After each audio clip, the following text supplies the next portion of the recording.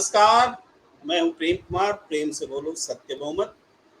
पंडित नेहरू के बाद लोकतंत्र, आज हम इस विषय पर चर्चा करने जा रहे हैं। 27 मई को ही पंडित जवाहरलाल नेहरू, उनको गए हुए 59 साल हो गए। 60वीं पुण्यतिथि हो गई। 59 साल, लगभग 60 साल में ये देश लोकतंत्र के ख्याल से, लोकतांत्रिक मूल्यों के ख्याल से मजबूत हुआ है, कमजोर हुआ है, आगे बढ़ा है। और आगे बढ़ा है तो कितना आगे बढ़ा है, इस विषय पर हमारी आपकी राय अलग अलग हो सकती है, सोचने का तरीका भी अलग अलग हो सकता है।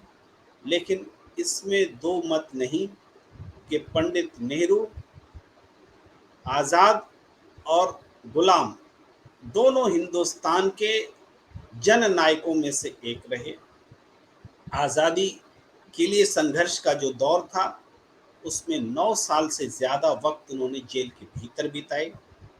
और सिर्फ पंडित नेहरू नहीं, उनका सारा परिवार, इस संघर्ष में शामिल था, जिसका जिक्र कम होता है। मोतीलाल नेहरू कांग्रेस के अध्यक्ष रहे। उन्हीं से उन्होंने कमान ली थी कांग्रेस अध्यक्ष की।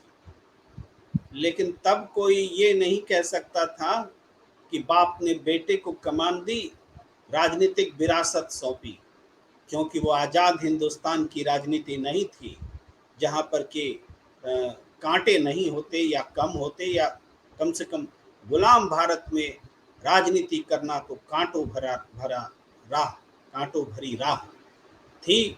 जब एक बाप अपने बेटे को राजनीतिक विरासत सौंपे तो ये बहुत बड़ी बात थी। इस परिवारवाद कोई नहीं कह सकता। पंडित नेहरू की माँ स्वरूप रानी नेहरू हो, उनकी पत्नी कमला नेहरू हो, उनकी बहन विजय लक्ष्मी पंडित हो, कृष्णा नेहरू हो, बेटी इंदिरा प्रियदर्शनी नेहरू हो, या इवन अरुण नेहरू हो जो भाई थे, सब के सब जेल गए और स्वतंत्रता के लिए संघर्ष में जेल गए। इन उपलब्धियों की चर्चा कम होती है, कम लोग करते हैं इस पर बात।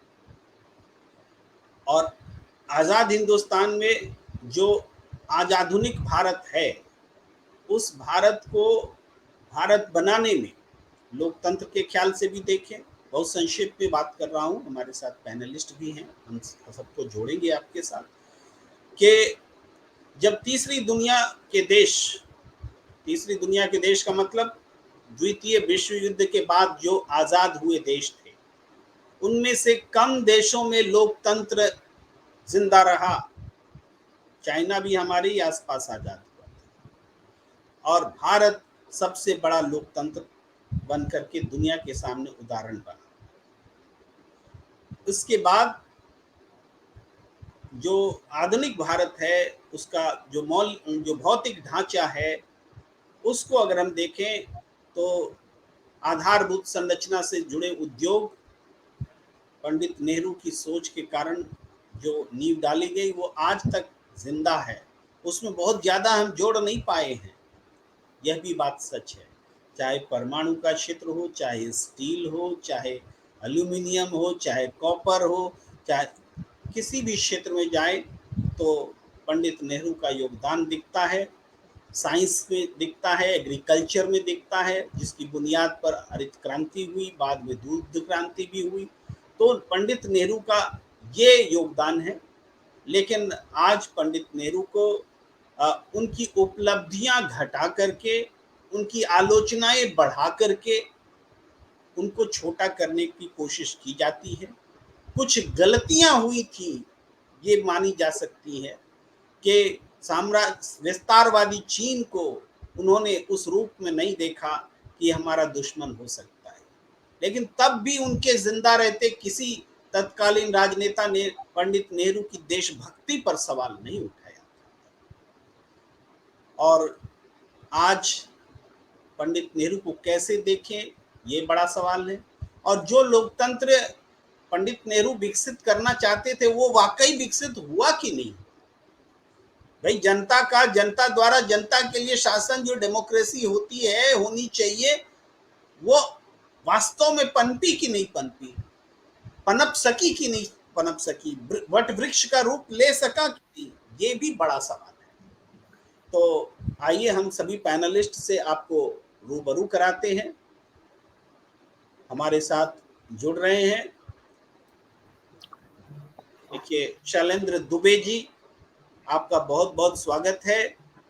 आप राष्ट्रवादी चिंतक हैं, हमारे साथ जुड़े हैं सैयद जब्बार, आपका भी बहुत बहुत स्वागत है। आप राष्ट्रवादी नहीं है ऐसा तो मैं नहीं कह सकता, लेकिन आप सेकुलर फोर्सेस को जरूर रिप्रेजेंट करते हैं। मैं सत्यदेव चौधरी जी का स्वागत करता हूं, संस्थापक हैं सत्य बहुमत पार्टी के। आपका बहुत बहुत स्वागत। हर रोज की तरह मार्गदर्शन आपसे मिले, दर्शक आपका इंतजार करते हैं। सबसे पहले मैं शैलेंद्र दुबे जी के ही पास आना चाहता हूं, क्योंकि हम हर तरह का नजरिया दर्शकों के सामने रखना चाहते हैं। पंडित नेहरू की उपलब्धियां भी हो, उनकी आलोचना भी हो, और उनसे उनके महत्व को भी हम रेखांकित करें कि 60 साल बाद भी आज पंडित नेहरू क्यों याद किए जाते हैं, चाहे विरोधियों के की ओर से, चाहे समर्थकों की ओर से। दुनिया में भी याद किए जाते हैं, हिंदुस्तान में भी याद किए जाते हैं। ऐसा राजनेता महात्मा गांधी के बाद अगर कोई मिला तो पंडित नेहरू, और आप उसमें आगे जोड़ सकते हैं। जी शैलेंद्र दुबे जी। जी प्रेम जी, आज उनकी पुण्यतिथि है, तो ईश्वर उनकी आत्मा को शांति प्रदान करें, वो जहाँ पर भी हों, है ना, ऐसी नेक आत्मा को शांति मेरी तरफ से। लेकिन देखिए, किसी भी राजनेता का योगदान कितना है, हर पक्ष के दो पहलू होते हैं और उन पर जो है चर्चा होनी भी चाहिए। स्वस्थ लोकतंत्र की यही निशानी है। पंडित नेहरू जी लगभग सबसे लंबे समय के लिए प्रधानमंत्री रहे, और जिस वक्त हमारा देश आज़ाद हुआ उस वक्त की परिस्थितियां एकदम भिन्न थी। उन परिस्थितियों की तुलना आज की परिस्थितियों से हम नहीं कर सकते, क्योंकि सबसे, अगर मैं प्रारब्ध की बात करूं कि जैसे इस पर भी काफ़ी बहस होती है कि देश का विभाजन का मुख्य कारण क्या था। जाहिर सी बात है, तुष्टीकरण की नीति एक इसका बहुत अहम कारण था। विचार कुछ भी हो, लेकिन अंतोगत्वा जो शक्तियां, प्रभावी जो शक्तियां जिनके पास ज्यादा अधिकार है, उन्हीं का ही जो है जोर चलता है। और वही देखा गया कि किस तरह से हमारे अखंड भारत का विभाजन हुआ। विभाजन के बाद जिस तरह से उन्होंने सत्ता संभाली नेहरू जी ने, उसके बाद विकास के कार्य भी हुए, उनको गति भी मिली। लेकिन गति के साथ साथ जो उनकी जो नीति थी, जो उदारवादी नीति थी, उसकी कहीं ना कहीं आलोचना होती है, चाहे वो विदेश नीति को लेकर हो। देखिए क्या है कि आपको उदारवादी होना ठीक है, लेकिन कुछ ऐसे इशूज हैं, कुछ ऐसे मसले हैं जिन पर उदारवादी आपको एक सीमा तक होना चाहिए, सीमा के बाहर नहीं होना चाहिए। उदाहरण के तौर पे आपकी विदेश नीति है। विदेश नीति पर यदि जब प्रश्न आता है, आपकी भूभाग की सीमाओं को लेकर आता है, तो वहां पर कोई भी देश का शासक हो, उसके नीति में स्पष्टता का होना बहुत आवश्यक है, क्योंकि कहीं न कहीं वो आपकी नीति आपके देश के भूभाग की अस्मिता से जुड़ी हुई होती है। उसमें जरा भी आपका लचरपन, जरा भी आपका ढीलापन कहीं न कहीं आपके अस्तित्व पर प्रश्न चिन्ह खड़ा करता है, और उसके दूरगामी जो परिणाम है वो आपको भुगतने पड़ते हैं। हाँ, उदारीकरण को लेकर जो आर्थिक विषय हैं, उनको लेकर अगर आप मार्केट में उसका साइज बढ़ाना चाहते हैं, तो इनिशियली स्टेज पर आपको लिबरल होना ठीक है, होना चाहिए। लेकिन मैंने कहा ना, जिस तरह से हर चीज की एक सीमा जरूर निर्धारित होनी चाहिए। आप उदारीकरण की भी एक सीमा होनी चाहिए। तो मेरा यही कहना है कि उनके योगदान को भी जो हम भुला नहीं सकते, वो भी जो है अप्रिशिएबल है, लेकिन साथ साथ उनके शासनकाल की कमियां भी रही हैं, तो उनको भी जो हमें रेखांकित करना पड़ेगा। दोनों पहलुओं को हमें देखने की आवश्यकता है। जी, मैं सत्यदेव चौधरी जी के पास आना चाहता हूँ। चौधरी जी ने तो पंडित नेहरू का कार्यकाल को बहुत नज़दीक से देखा, जाना है। इंदिरा गांधी जी के कार्यकाल को भी जाना है, तब पढ़ते थे स्कूल में जब पंडित नेहरू जी का कार्यकाल था। उसके बाद इंदिरा जी का भी आया और बाद का भी दौर आया। इमरजेंसी भी आपने देखी, उसके बाद मिली-जुली सरकारें भी देखी। मैं तो चौधरी साहब देख रहा था कि एक पॉइंट पर परख रहा था डेमोक्रेसी को कि इस देश में राष्ट्रपति शासन कितनी बार लगा, कब लगा, अगर इस पर हम थोड़ा-सा नज़र डाल लें, क्योंकि डेमोक्रेसी आहत तो ज़रूर होती है, हम सब जानते हैं जब राष्ट्रपति शासन लगता है किसी प्रदेश में और बाद में न्यायालय का भी फैसला आया, तो हम ये देखते हैं कि ऐसा नहीं कि केवल कांग्रेस के शासनकाल में ही राष्ट्रपति शासन लगा। ये ज़रूर है कि इंदिरा गांधी के शासनकाल में सबसे ज़्यादा लगा, 49 बार लगा, 49 टाइम्स लगा। लेकिन जनता पार्टी के शासनकाल में जो 3 साल का भी नहीं था, 16 बार राष्ट्रपति शासन लगे, 16 बार। और नरेंद्र मोदी जी का भी शासनकाल है, ये भी थोड़ा लंबा है, 9 साल हो चुका, लेकिन 7 बार लगा है, ये भी तब जबकि कोर्ट के रिस्ट्रिक्शंस हैं। अगर हम उनका भी जिक्र कर दें जिनके प्रधानमंत्रित्व काल में एक भी राष्ट्रपति शासन नहीं लगा, तो वो इंद्र कुमार गुजराल रहे, जिनके प्रधानमंत्री रहते किसी भी प्रदेश में कोई राष्ट्रपति शासन नहीं लगा। बाकी कोई प्रधानमंत्री नहीं है। इवन चंद्रशेखर जी जो थोड़े समय के लिए प्रधानमंत्री बने थे, उनके समय में भी 4 बार राष्ट्रपति शासन।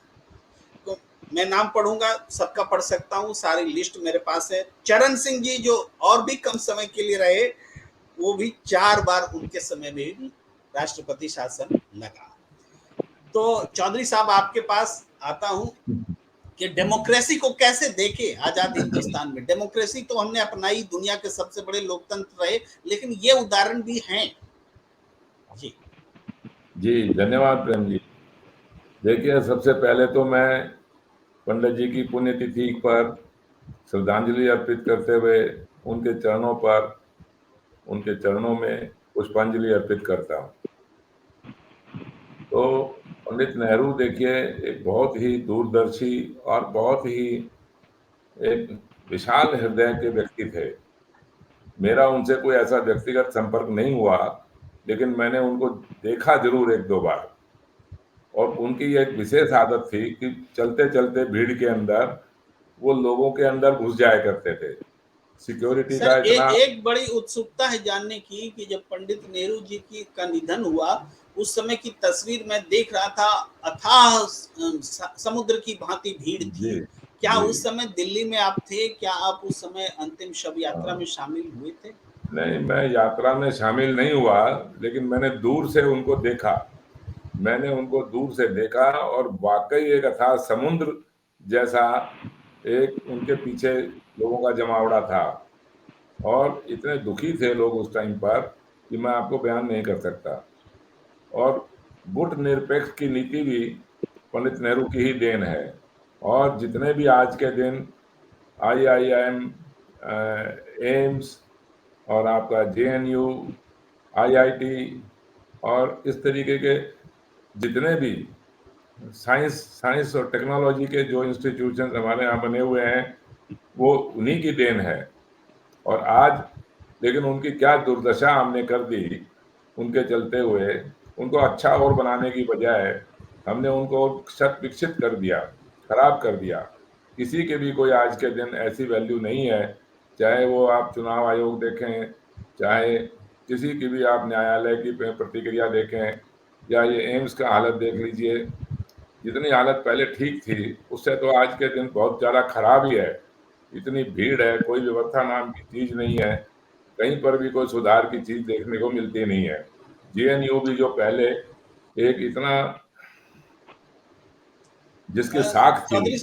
चौधरी साहब थोड़ा टोकता हूँ कि वो ट्रैफिक, सड़क पर जो ट्रैफिक में आजकल लोकतंत्र देखने को मिलता है और जिससे आप घंटों आज भी जाम में फंसे हुए थे, वो उसके बारे में बताइए। सड़क पर भी एक अलग किस्म का लोकतंत्र है ट्रैफिक में।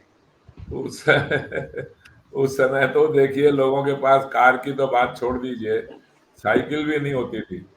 साइकिल पर ही चलते थे ज्यादातर लोग। और साइकिल होना भी एक अपने आप को बड़ा भारी सौभाग्य माना जाता था। लेकिन आज के दिन तो जितनी गाड़ियां सड़कों के ऊपर हैं और व्यवस्था नाम की, प्रबंधन नाम की कोई चीज उसमें है नहीं। तो खैर ये जो ट्रैफिक की बातें तो आप छोड़ दीजिए, लेकिन एक बात का मुझे दुख है, वो ये कि इतने बुद्धिमान बाहर से पढ़ के आए थे ये सब, बैरिस्ट्री, महात्मा गांधी, पंडित नेहरू, सरदार पटेल, अंबेडकर, ये सब लंदन से पढ़ के आए थे, लेकिन उसके बावजूद भी ये हमारे को सब कुछ देने के बाद भी एक राजनीतिक व्यवस्था अच्छी नहीं दे पाए। जो राजनीतिक व्यवस्था उस समय शुरू करी थी इन्होंने, वही राजनीतिक व्यवस्था आज भी है, लेकिन उस राजनीतिक व्यवस्था के अंदर ये सांसदों की खरीद फरोख्त, टिकटों का बेचना, भ्रष्टाचार के ऊपर आधारित भ्रष्टाचारियों को, अपराधियों को, बलात्कारियों को टिकट देना, तो ये कहाँ से आ गया? एक ऐसी राजनीतिक व्यवस्था का निर्माण नहीं कर पाए वो लोग। क्यों नहीं कर पाए इसका तो कारण मुझे नहीं पता, लेकिन ये अवश्य है कि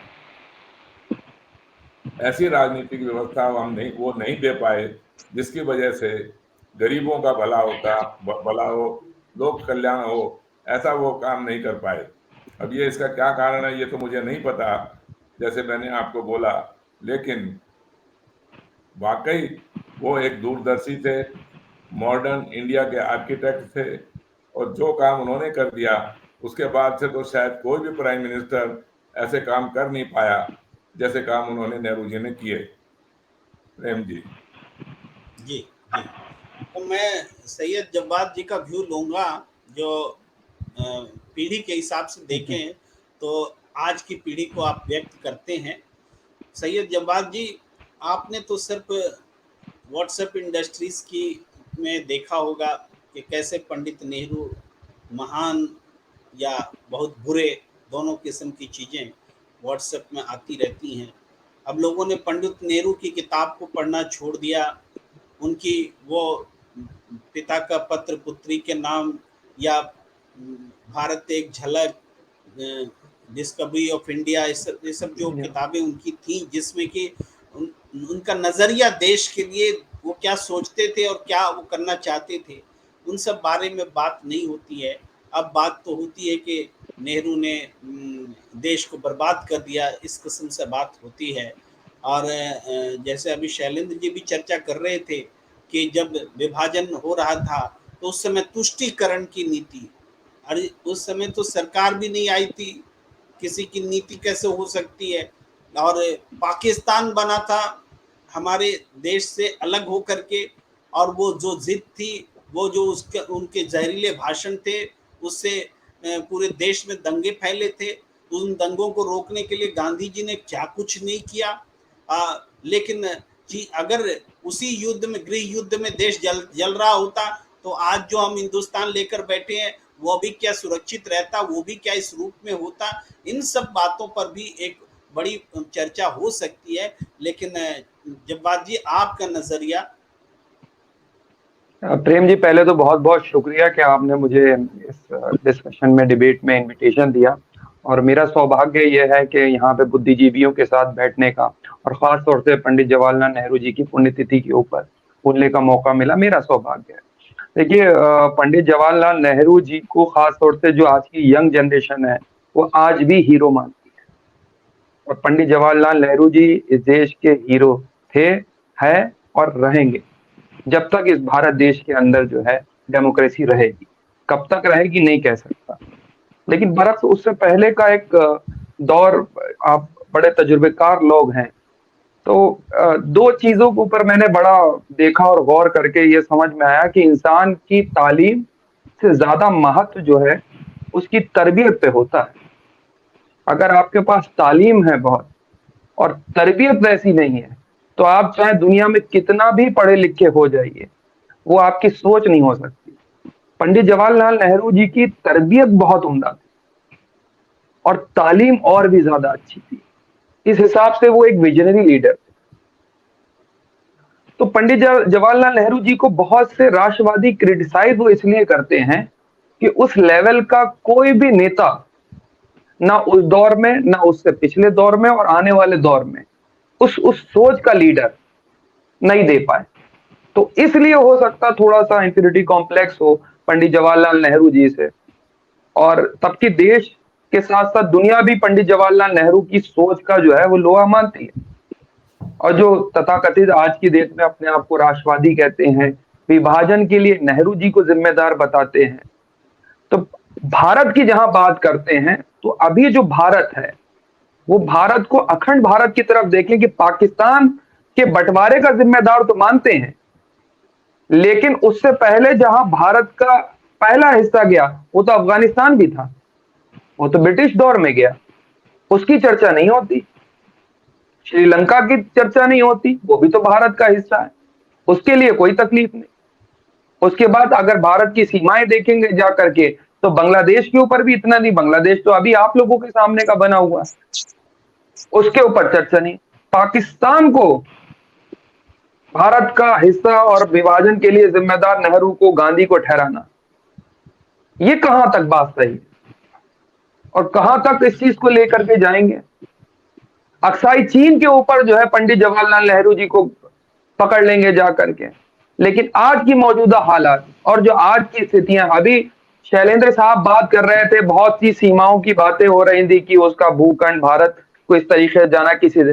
आज क्या भारत के अंदर जिस तरीके से चीन की घुसपैठ है उसको एक्सप्लेन करा जा रहा है? क्या चर्चा हो रही है? डेमोक्रेसी है क्या? वाद विवाद, संवाद, आलोचनाएं और आलोचनाओं को खूबसूरती के साथ एक्सेप्ट करना। मैं तो अटल बिहारी वाजपेयी जी की उन भाषणों को भी सुन रहा था कि मैं पीछे बैठा हुआ करता था और मैं बड़ा प्रहार करता था पंडित जवाहरलाल नेहरू जी से, फिर नेहरू जी आकर के कहते थे आज तुमने सदन में बहुत अच्छा बोला। और इससे बड़ी क्या मिसाल दी जाएगी डेमोक्रेसी की कि जहां विरोधियों को सुनने के लिए खुले मन से, खुले विचारों के साथ आप एक्सेप्टेंस दे रहे हैं। यही तो भारत का लोकतंत्र है, यही तो खूबसूरती है डेमोक्रेसी। यहाँ सैयद जवाद जी मैं जोड़ना चाहता हूँ कि पंडित जवाहरलाल नेहरू जब संसदीय प्रजातंत्र में देश को, उनके नेतृत्व में देश जब आगे बढ़ रहा था तो अविश्वास प्रस्ताव लाना, उस पर चर्चा होना, ये सब परंपरा बनी नहीं थी। इस परंपरा को नेहरू ने खुद स्थापित किया कि अविश्वास प्रस्ताव पर चर्चा होगी। अविश्वास प्रस्ताव यूं ही पास हो सकता था वोटिंग से। तो नेहरू जी ने कहा कि नहीं, हम आलोचना सुनेंगे, चर्चा होगी। तो ये भी एक वानगी है जी। नहीं, आप ये देखिए, श्यामा प्रसाद मुखर्जी जो आइडल माने जाते हैं, श्यामा प्रसाद मुखर्जी को कश्मीर मामलों का मंत्री बनाया, तमकी उनकी विचारधारा के बिल्कुल विपरीत होते हुए भी फिर भी जंगा दी गई। यहां आज अगर कोई आलोचना माननीय प्रधानमंत्री जी की कर दे या माननीय प्रधानमंत्री जी से सवाल कर दे या पत्रकार अगर सवाल कर दें, अभी आपको पता होगा, मैंने तो उत्तर प्रदेश के अंदर एक छोटा सा केस आपको बताता हूं, क्योंकि हम लोग सो कॉल्ड डेमोक्रेसी की बात कर रहे हैं, पंडित जवाहरलाल नेहरू जी की बात कर रहे हैं। एक शिक्षा मंत्री से एक यूट्यूबर ने कुछ सवाल कर दिए थे तो उसको आपने जो है जेल भेज दिया। क्या भारत की डेमोक्रेसी के अंदर इस चीज की जगह होनी चाहिए? और वो भी डेवलपमेंट के सवाल के ऊपर। ये कौन सा राष्ट्रवाद है? ये किस तरीके की तरफ भारत का राष्ट्रवाद जा रहा है? क्योंकि जब आप सत्ता पाते हैं प्रेम जी, जिस नजरिए को हम एज ए यंगस्टर देखते हैं और भी लोग देखते हैं, लोग सत्ता पाने चाहते हैं। सत्ता पाने का पीछे उसका लालसा ये होता है कि मैं शक्ति को पालूं, शक्ति मेरे अधीन हो जाए। और एक समय जब आता है जब आप शक्ति से ऊपर निकल जाते हैं, शक्ति आपके अधीन हो जाती है, फिर वो लोकतंत्र नहीं रहता, वो फिर राजतंत्र की तरफ इशारा करता है देश को बढ़ता हुआ।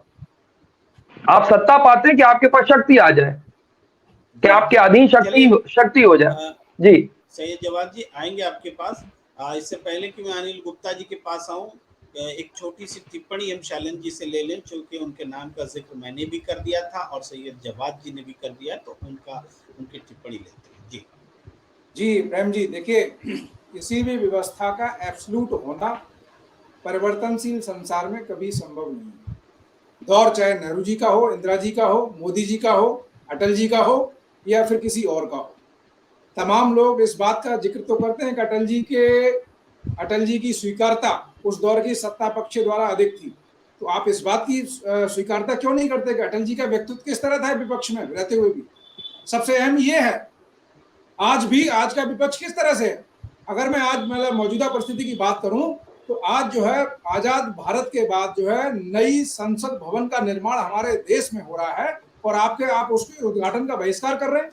मैं एक बार को हाइपोथेटिकली मैं ये मान भी लेता हूं कि आपका पक्ष चलिए ठीक है, मान भी लेता हूं, तो क्या लोकतंत्र के आप अपने को हिमायती मानते हैं तो आपको क्या उस समारोह का हिस्सा नहीं बनना चाहिए?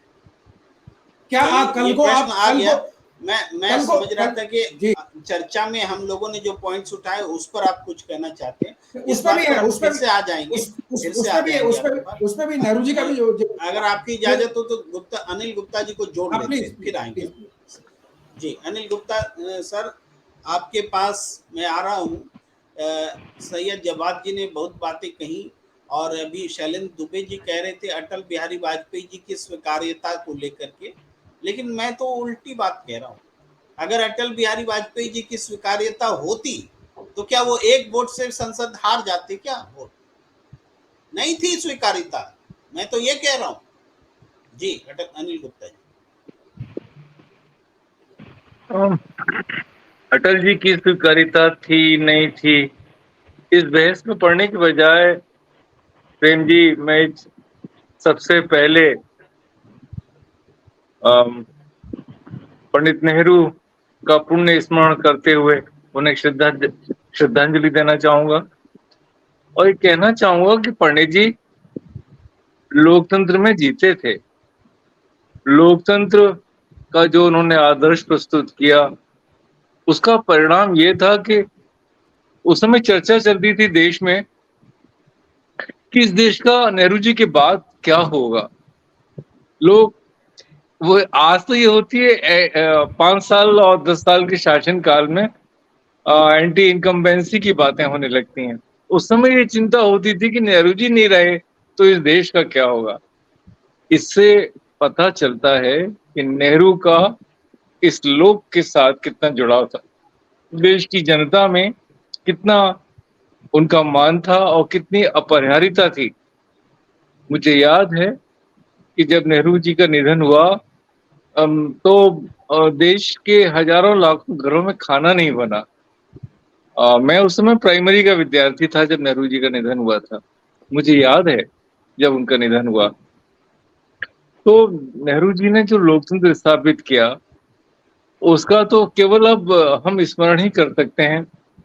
जो नेहरू भोजन नहीं करते थे बिना पत्रकारों के, अब आज एक टेनवर बीत गया, दूसरा टेनवर बीत गया, तीसरे टेनवर में भी कोई संवाददाता सम्मेलन नहीं। नेहरू के समय में ये सोचा भी नहीं जा सकता था। नेहरू जी, ये सभी जानते हैं, मेरे पूर्व वक्ताओं ने भी चर्चा की, नेहरू जी के मंत्रिमंडल में दूसरी प्रतिकूल राजनीतिक या प्रतिद्वंदी राजनीतिक विचारधारा के लोग मंत्री थे। अब आज सोचा जा सकता है क्या वो सब? तो नेहरू जी के बाद कम से कम लोकतंत्र तो नहीं रहा वैसा जो नेहरू जी ने स्थापित किया था। और नेहरू जी की बात आज हमें याद भी करनी चाहिए। वो कहा करते थे कि लोकतंत्र में लाख खामियां हो लेकिन इससे श्रेष्ठ शासन प्रणाली और कोई नहीं हो सकती। वो कहते थे कि इसमें प्रगति की रफ्तार कम हो सकती है लेकिन ये अल्टीमेट शासन प्रणाली। जी प्रेम जी। जी मैं शैलेंद्र जी के पास आता हूँ। देखिए ये एक सवाल लेकर के कि जब हम आज़ाद हुए, डेमोक्रेसी की स्थापना हो रही थी और वो एक संक्रमण काल भी था 47 से 50 के बीच, जब संविधान बना, संविधान लागू हुआ। उसके बाद जब चुनाव प्रणाली में आए तब जनता राजशाही से निकल नहीं सकी थी। जनता में खुद आकर के लीडरशिप करने की क्षमता भी नहीं थी, ना कोई ये था, ललक थी। नतीजा था कि ज़्यादातर लोग राजशाही परिवार से जुड़े हुए ही लोग ही, अरे राजा साहब के सामने हम कैसे लड़ेंगे, ये वाला भाव था। तो उन्हीं घरानों के लोगों का राजनीति में स्थापन भी हुआ, वो लोग नेतृत्व भी करते रहे। और लेकिन वो चीज़ें टूटते टूटते बहुत समय लगा। इंदिरा गांधी के समय में भी उस राजशाही का एक टोकनिज्म खत्म हुआ, ये भी दौर आया। अब तो लंबा समय बीत चुका है, अब राजशाही अतीत बन चुका है, एक कुछ घराने रह गए हैं प्रतीक के रूप में। तो हम कहाँ देखते हैं वहाँ से अब तक कितनी कितनी दूरी हम तय कर चुके हैं? जी। देखिए प्रेम जी, बिल्कुल आपने आपने वाजिब सवाल किया और इस बात से सभी हमारे साथी सहमत होंगे कि पंडित नेहरू जी के समय जो लोकतंत्र स्थापना हुई, उसको सहानुभूति मिलना, उसका सबसे प्रमुख कारण ये था कि एक लंबा समय जो है हमारे भारतवर्ष के लोगों के द्वारा राजशाही के तौर पर देखा गया, अत्याचार देखा गया था ब्रिटिशर्स के तौर द्वारा। और जब एकदम उलट 360 डिग्री की व्यवस्था जो कि आप लंबे वर्षों से जी रहे हो, और उसके बाद अगर आपको लोकतंत्र का कुछ जरा सा भी हिस्सा अगर आपके सामने रखा जाए तो जाहिर सी बात है स्वीकारता बढ़ेगी। उस दौर में मेरा ये मानना है कि पंडित नेहरू जी में उदारीकरण था, मैं सहमत हूं, लेकिन उस समय मेरा ये मानना है कोई भी प्राइम मिनिस्टर होता उसको स्वीकारता मिलती, क्योंकि आपने वो व्यवस्था देखी थी। उस व्यवस्था के इमीडिएट बाद में अगर ये लोकतांत्रिक व्यवस्था आपके समक्ष रखी जाती है तो लोग उसको पसंद करेंगे। नेहरू जी ने उसको बढ़ाया। यही बात पाकिस्तान के संदर्भ में आप कह सकते हैं क्या कि वहाँ के लोगों को स्वीकार्यता मिली, चूंकि वहाँ भी एक नहीं मिली ना, व्यवस्था वो नहीं मिली। वो अगर हम उलट बात करेंगे तो देखिए, अब जैसे कि पाकिस्तान के उसमें तो जिस समय विभाजन हुआ, विभाजन का आधार भले ही धार्मिक था, लेकिन जो है टेक्निकली वहां के कॉन्स्टिट्यूशन में इस्लामिक राष्ट्र का जिक्र नहीं था, जो बाद में उसको इंक्लूजन कर दिया। और बाद में जिस तरह से फंक्शनिंग में उन चीजें दिखाई दी, तो आज किस तरफ जा रहे हैं, जो रिलीजियस ओरिएंटेड माइंड है वो किस तरफ जा रहा है, वो पाकिस्तान या अफगानिस्तान या तमाम ऐसे इस्लामिक राष्ट्र हैं विश्व के अंदर, उसका उदाहरण है। तो वहां अन्य अन्य धर्मों के लोग नहीं है, वो समस्या किसके अंदर है, वो स्वयं उनके लिए आकलन का विषय है। अब मैं और एक फैक्चुअल बात रखना चाहूंगा। आप प्रगति की बात कर रहे थे, डेवलपमेंट की बात कर रहे थे, मैं स्वास्थ्य सेवाओं को लेकर एम्स का उदाहरण देना चाहूंगा। 1952 में एम्स का एस्टैब्लिशमेंट मतलब उसका जो है ले स्टोन रखा गया और उसका एस्टैब्लिशमेंट जो बनके तैयार हुआ 1956 में, पहला एम्स जो है नई दिल्ली का। 1956 में जब पहला एम्स मिल जाता है, उसके बाद से लेकर 2003 में आप देखिए कितना लंबा दौर, तमाम लगातार सीरीज दर सीरीज इतने प्रधानमंत्री देश में देखे, लेकिन किसी के मतलब मन में ये विचार उत्पन्न हुआ एम्स जैसा जो हमें स्वास्थ्य संस्थान देना चाहिए देश को। 2003 के अंदर जब अटल बिहारी वाजपेयी जी की सरकार थी तो 6 एम्स की घोषणा हुई 2003 में, और जो बनकर तैयार कंप्लीशन हुआ 2012 में। तो मेरे कहने का जो आशय ये है कि देखिए, हर प्रधान विकास एक सतत प्रक्रिया है। ऐसा नहीं है कोई भी बुरे से बुरा भी प्रधानमंत्री आएगा तो उसके दौर में भी कुछ न कुछ विकास होगा, लेकिन यदि आपको आकलन करना है तो आपको पेस के हिसाब से ही करना पड़ेगा। आपको देखना पड़ेगा किसके किसके दौरान कार्यकाल में उसकी गति ज्यादा है। और वही 2012 के बाद जब 2014 से लेके और आज देश के अंदर 23 एम्स हैं, जिसमें से 20 फंक्शनल है और 3 जो है जिनका जो है अंडर कंस्ट्रक्शन है या फिर मतलब अबाउट टू। लेकिन शैलेंद्र जी, आज भी देश भर से मरीज जो हैं पटना एम्स में नहीं जाते हैं, बिहार के मरीज वो दिल्ली के ही एम्स में आते हैं। हम लोग आप लोगों से ही कहते हैं कि थोड़ा पैरवी कर दीजिए कि मेरी भर्ती हो जाए हमारे परिजन, पटना के एम्स में नहीं जाते। एग्री। तो अब इसके लिए प्रश्न ये खड़ा होता है कि इंफ्रास्ट्रक्चर जो है, ये जिम्मेदारी सिर्फ आप ये नहीं है कि मतलब जो आप ये कहें कि नहीं एक अच्छा है तो उसके तुलना में बाकी के कदम खराब हैं। ये सतत प्रक्रिया है और जो है उनमें इम्प्रूवमेंट जो है रेगुलर जो हो रहा है। और जाहिर सी बात है, अब जैसे कि उदाहरण के तौर पे आप अगर जो आईआईएम्स की बात लेंगे, आप आईआईटीज की बात लेंगे, तो जो मेरिट है वो 1-2 संस्थान की वो रहती है, उससे तुलना आप कभी भी, अभी तो चाहे मोदी जी का दौर है, आज से मैं कह रहा हूँ चाहे राहुल गांधी जी का आ जाए, किसी का भी आ जाए, एम्स नई दिल्ली का जो है कॉम्पीट करना इतना आसान नहीं होगा। इसी तरह एम्स अहमदाबाद को कॉम्पीट करना इतना आसान नहीं होगा, क्योंकि जो एनवायरमेंट और जो फैकल्टी जो डेवलपमेंट हो जाती है उसको इमीडिएट चैलेंज करना या उसके समकक्ष चीज को खड़ा करना, उसमें समय लगता है। तो इस तरह का वातावरण, विमर्श का वातावरण के साथ साथ मेरा जो मानना यह है कि भारत में एक अच्छा लोकतंत्र है, जो वातावरण है, लेकिन उसके साथ साथ आपको जो है तुष्टीकरण से बाहर आते हुए आपको परफेक्शन की तरफ दौड़ना पड़ेगा। मैं आपको एक एग्जाम्पल देता हूँ, यूएस एग्जाम्पल देता हूँ। यूएस लगातार जो कई वर्षों से, देखिए जब हम आजाद हुए उस समय जो है हम देखते हैं, जब हमारा जो है जो डेवलपमेंट, हमारे पास जो रिसोर्सेज, उन सब की चीजें देखें तो हमारे आजादी के बाद तमाम ऐसे देश जो आजाद हुए उनकी गति क्या है डेवलपमेंट की, उनका पेस क्या है, वो हमसे कहाँ। आप सिर्फ जो है इमोशनल उसमें अगर ये कहें नहीं जी वो दौर अच्छा था और वो सब ठीक है, वो एक आंशिक तौर पर तो आप उसको जस्टिफाई कर सकते हैं, लेकिन आज की परिस्थितियां, तब की जनसंख्या का जो अनुपात, आज की जनसंख्या का अनुपात अलग है। आज के जो डेवलपमेंट का जो ऑरा है, जो आपका जो वातावरण है, आपके जो रिसोर्सेज है, वो सब अलग है।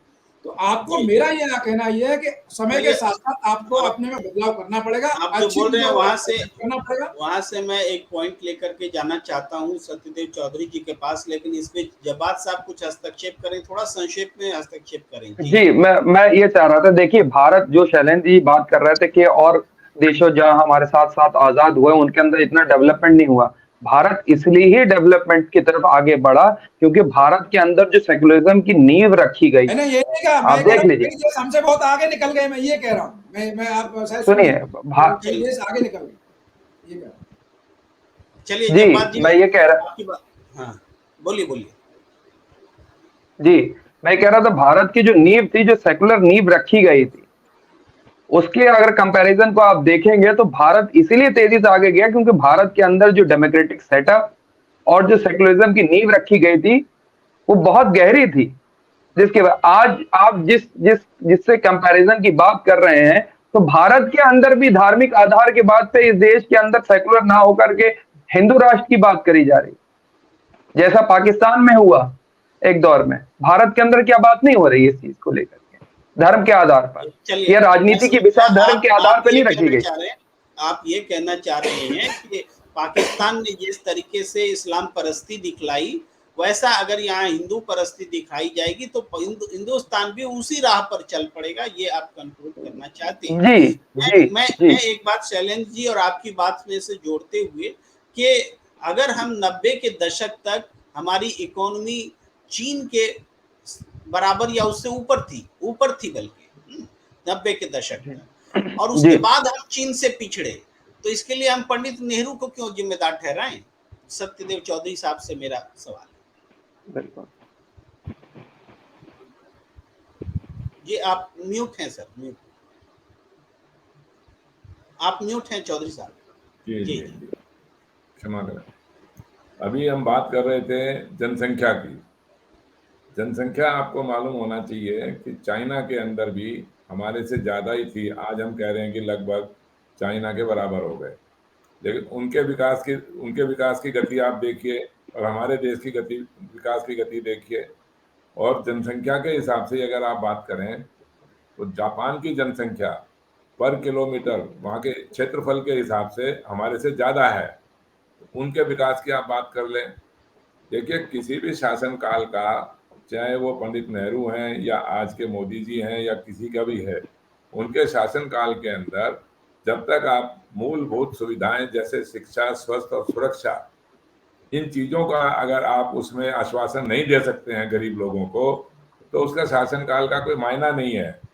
वो तो इसका मतलब मूर्ख बना बना के आपने लोगों के ऊपर राज किया और अपना समय बिताते रहे मौज मस्ती के अंदर।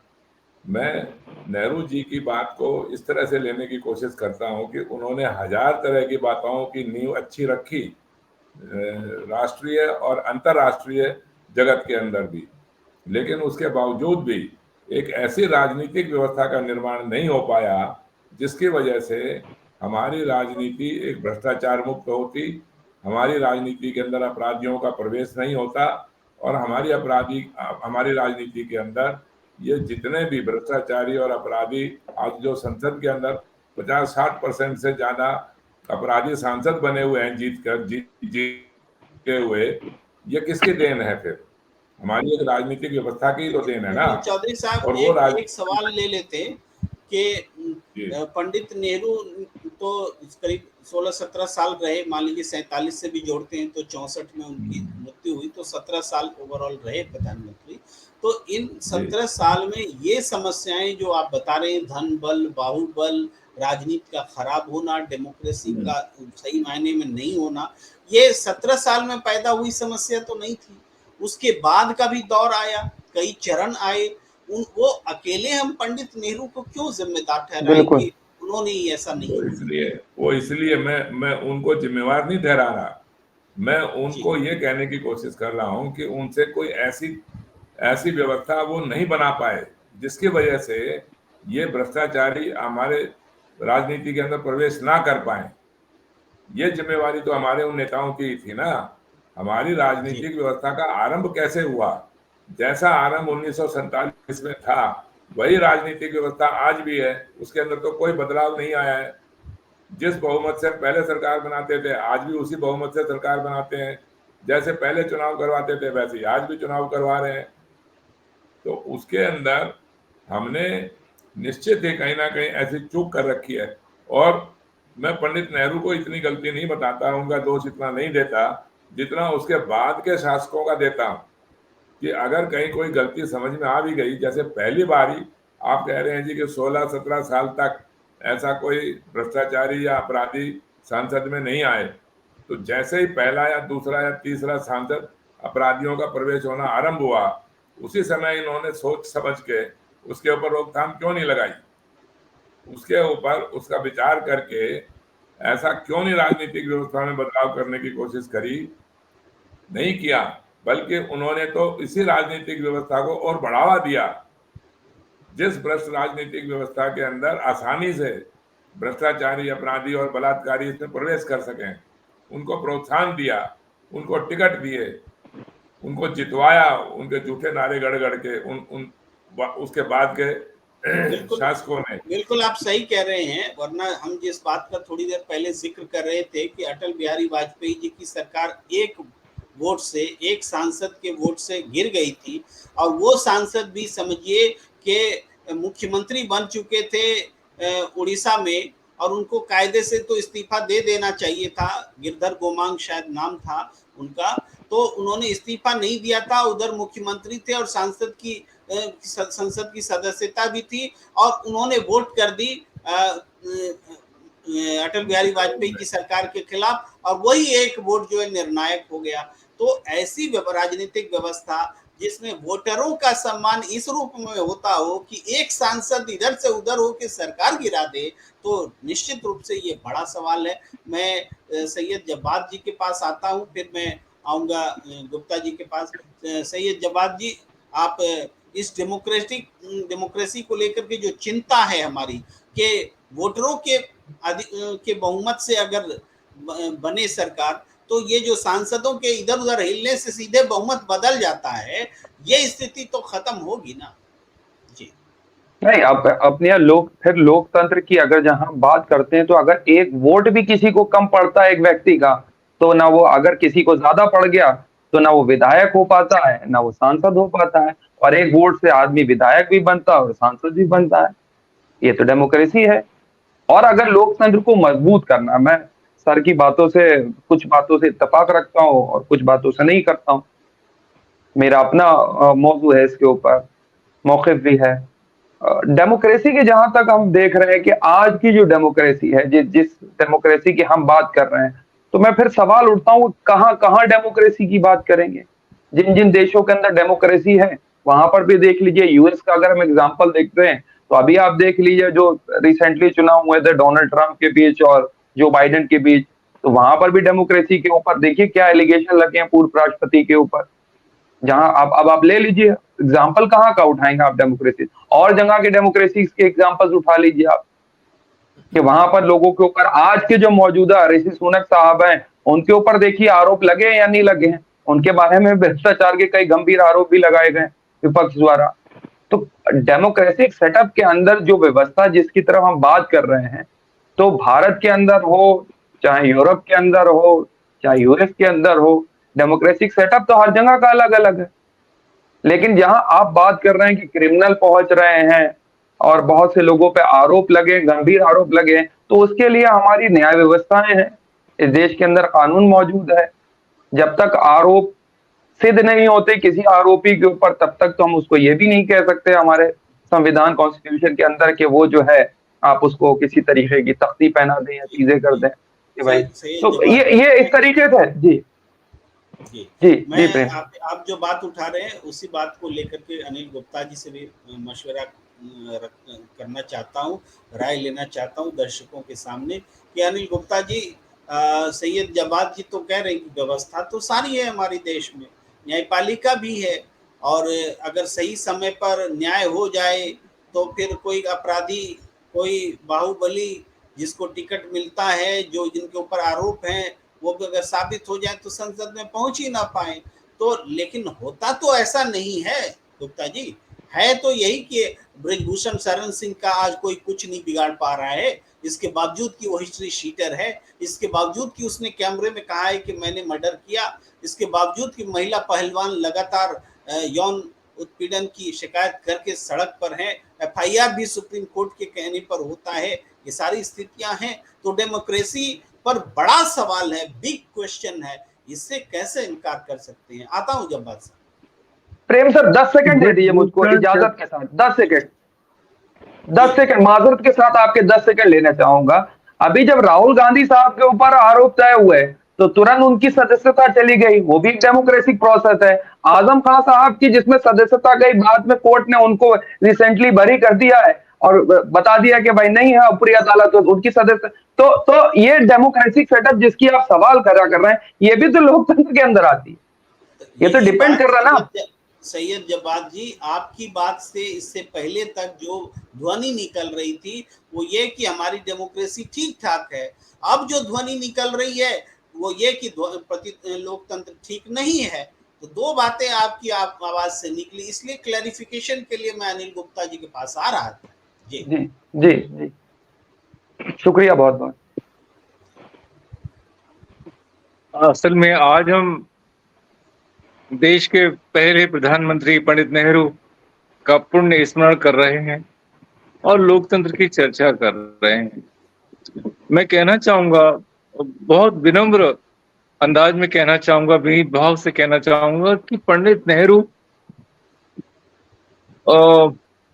आजादी की लड़ाई में से निकले थे और देश के पहले प्रधानमंत्री बने।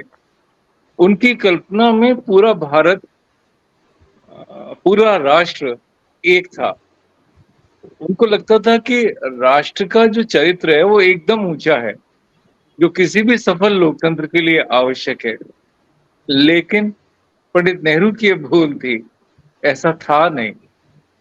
राष्ट्रीय चरित्र का स्तर काफी गिरा हुआ है इस देश का। ठीक है, आजादी की लड़ाई में पूरा देश उठ खड़ा हुआ था, इससे ये भूल हुई ऑब्जर्वेशंस में। तो पंडित नेहरू ने अपने स्तर से देश की जनता को आदर्श स्थिति में मानते हुए रचना की शासन प्रणाली की।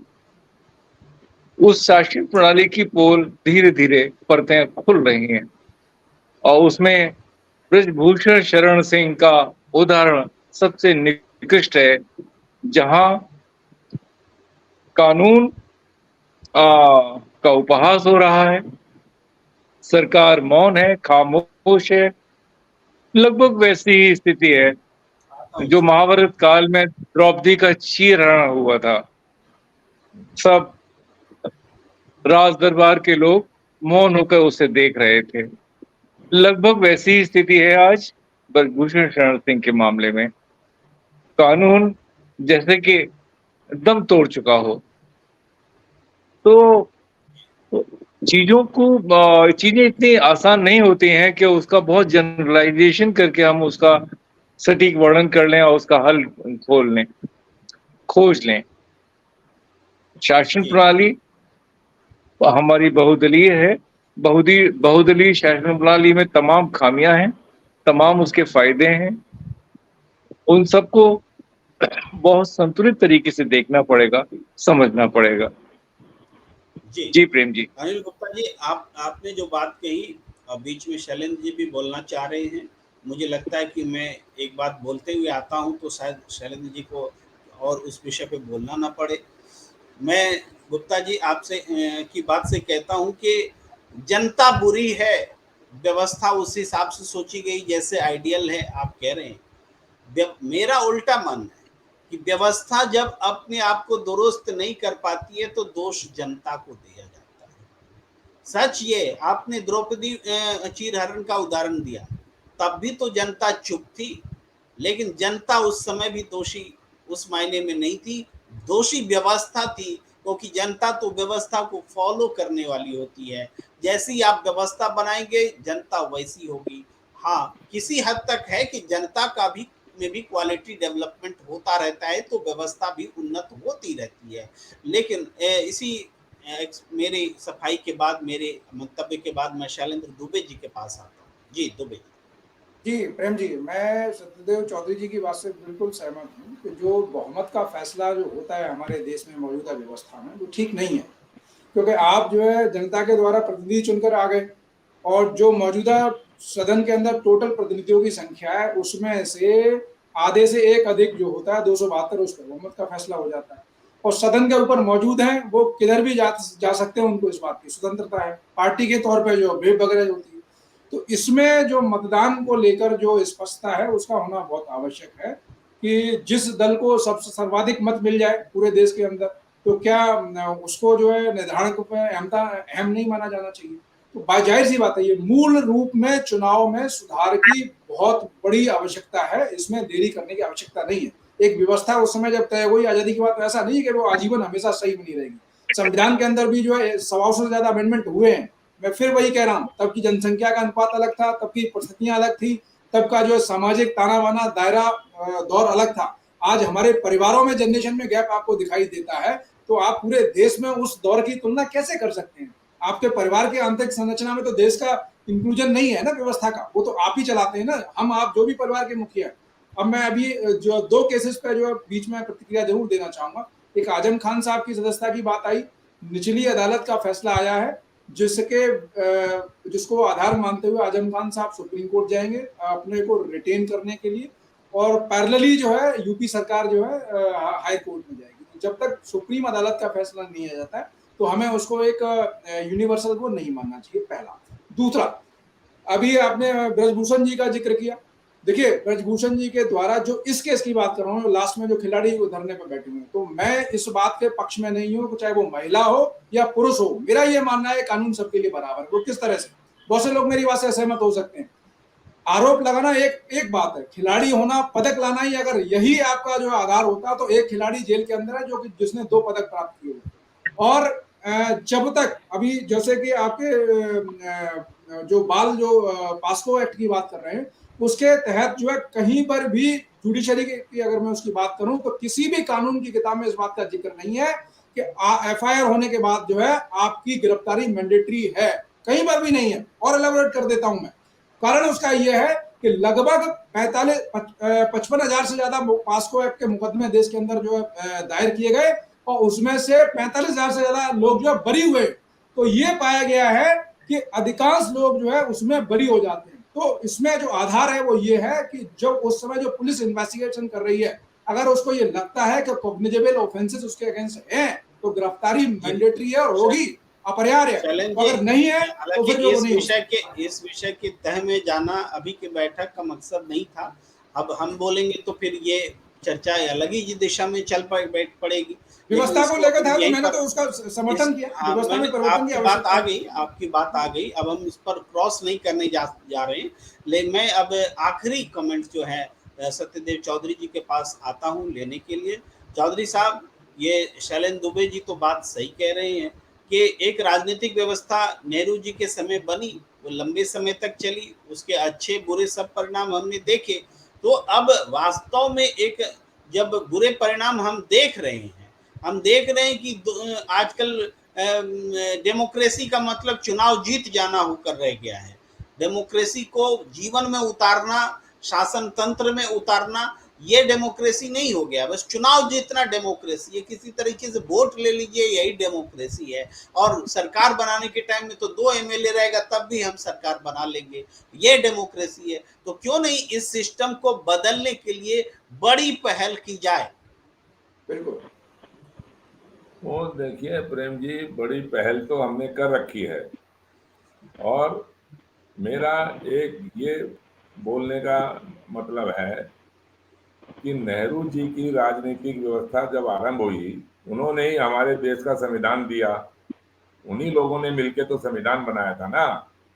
उस संविधान के अंदर और तो सारी बातें अच्छी अच्छी लिखी गई, ये हमारे ड्यूटी होंगे, ये हमारे राइट होंगे, ये कर्तव्य होंगे, ऐसा होगा वैसा होगा। लेकिन उसके अंदर बहुमत के नाम के ऊपर कहीं भी कुछ वर्णन नहीं है। ऐसी चूक क्यों हुई? ऐसी चूक कैसे हो गई इन सब लोगों से? अरे कुछ तो लिखते हैं उस बहुमत के नाम के ऊपर। कुछ तो बोलते बहुमत के ऊपर। भाई चुनाव जब करवा रहे हो आप, तो देखिए चुनाव करवाने का मतलब यही है कि बहुमत का फैसला हो, नहीं तो चुनाव क्यों करवा रहे हैं? चुनाव करवाते ही तो बहुमत का फैसला हो जाना चाहिए ना। और आज के शासकों को भी देखिए, शुरू से जो राजनीतिक व्यवस्था थी वही राजनीतिक व्यवस्था इन शासकों को बहुत अच्छी लगती है, क्योंकि इसके अंदर ना तो मतदाता महान बनता, ना मतदाता शक्तिशाली बनता, और वो व्यवस्था शुरू से ही आज तक ऐसी चलती आ रही है। और इसीलिए यहाँ के गरीबों की संख्या बढ़ी और मुट्ठी भर चंद लोग सारी इस अर्थव्यवस्था के मालिक बन गए। ये तो एक राजनीतिक व्यवस्था ही तो इसका कारण है, जो इतना इसमें असमानता हो गई। असमानता का कारण तो हमारी राजनीतिक व्यवस्था ही है, नहीं तो क्या कारण है? तो ये जब तक आप इस बहुमत का फैसला नहीं करेंगे, और बहुमत का फैसला करने के लिए ही हम इसी रोज नोट इस पर के ऊपर डिबेट करते हैं। इसी नोट पर आज की चर्चा को हम खत्म करने की इजाजत मांगते हैं कि डेमोक्रेसी को मजबूत करना है तो बहुमत को परिभाषित करना होगा, और हम आगे भी इस विषय पर चर्चा करते रहेंगे। पंडित नेहरू जी को श्रद्धांजलि देते हुए आप सबका बहुत बहुत आभार। शैलेंद्र दुबे जी, सत्यदेव चौधरी जी, सैयद जब्बार जी, अनिल गुप्ता जी, और आप दर्शकों का भी जो लगातार हमारे साथ जुड़ते हैं और जुड़े रहते हैं। आगे अलग अलग विषयों पर हम आते रहेंगे।